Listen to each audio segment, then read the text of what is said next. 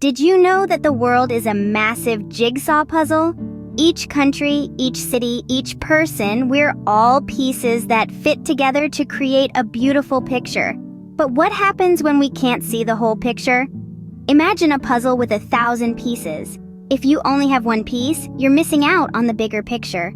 Now think of the world as that puzzle, with each piece representing a different culture, a different perspective. When we learn about other cultures, we're not just collecting puzzle pieces, we're building bridges, fostering understanding, and adding color to our worldview. So next time you meet someone from a different culture, remember, they're a piece of the puzzle, just like you.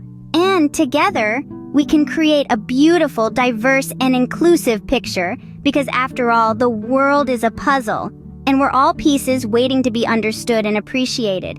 Stay curious, stay open-minded, and keep collecting those puzzle pieces.